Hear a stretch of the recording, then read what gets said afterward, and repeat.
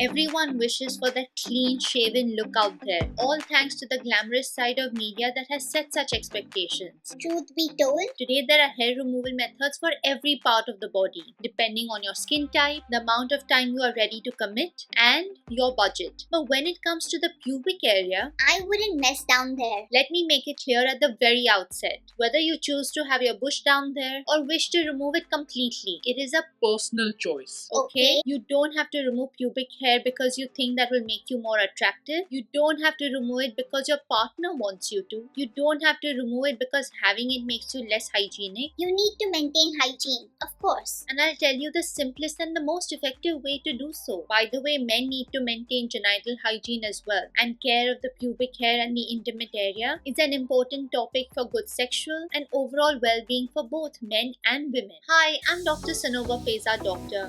I'm a board certified dermatologist practicing integrative and holistic health and dermatology. And in today's video, I'm going to explain why do we have pubic hair in the first place? How can you remove pubic hair safely and effectively? How can you protect yourself? What happens if you get ingrown hair or other conditions in the area? And most importantly, What can we do about them? so let's get started. As a woman, I can often resonate with the frustration of having to remove unwanted body hair. Our state is similar to men who want or need to shave their beard every alternate day. But out of all the unwanted hair present over the body, the presence of pubic hair goes beyond just the presence of tiny curly uglies. We are all born with fine villus hair. These are those thin, beautiful, delicate golden brown hair present over the rest of the body. As soon as we reach puberty, Under the influence of various hormones, villus hair present in certain areas such as the axilla, that is the underarms, and the pubic hair change into terminal hair, that is thick,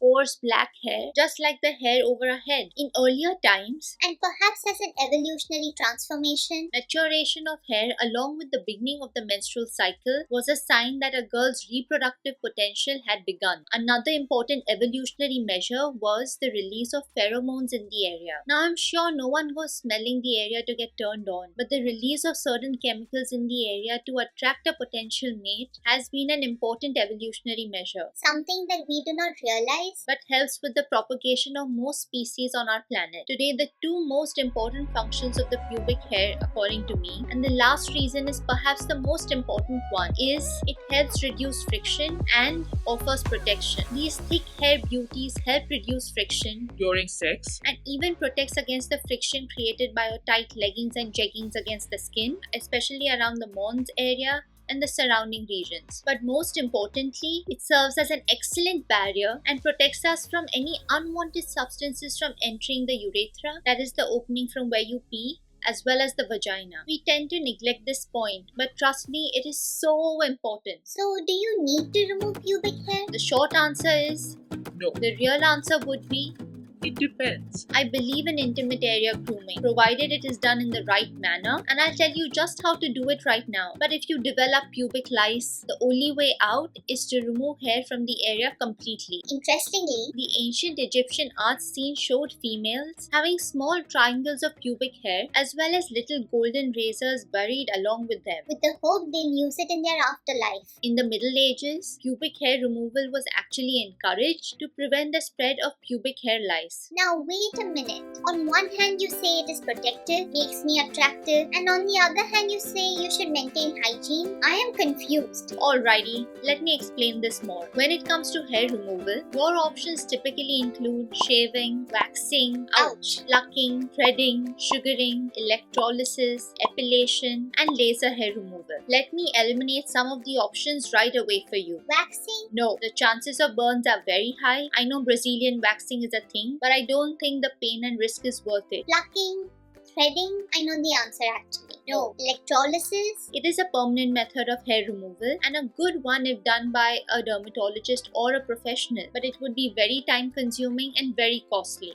So no. So, we are left with shaving and laser hair removal. Did you know the most commonly reported method of removal of hair from the bikini or the pubic area is shaving. And while it may seem as a very convenient and cost-effective way, shaving is not my favorite method. If you don't shave the right way, the chances of having nicks and cuts and microabrasions is very high. This can increase the chance of infections and especially getting sexually transmitted infections such as genital warts amongst many others. And trust me, STIs are not fun. If you don't shave in the right direction, chances of developing ingrown hair is very high too. If you don't change your razor regularly, And take care. chances of razor burns are very high. Okay, so if I pay attention to the direction, prevent cuts and nicks, change the razor regularly, is it then fine to shave my pubic hair? It's fine, especially if you're considering laser hair removal in the area, You really have no option. but it's not the best option. So, what do you recommend? The best,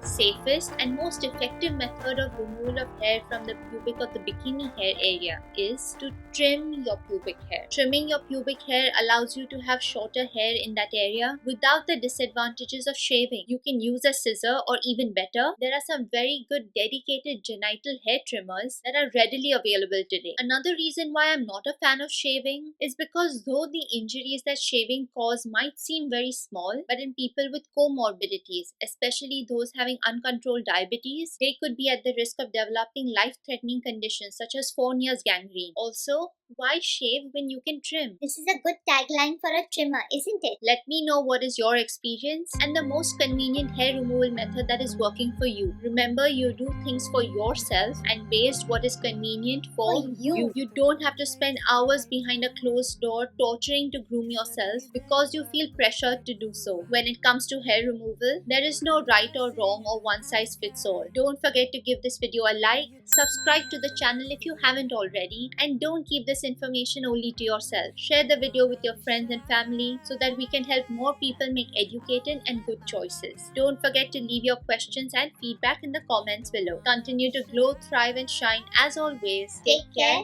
I'll see you soon. got down.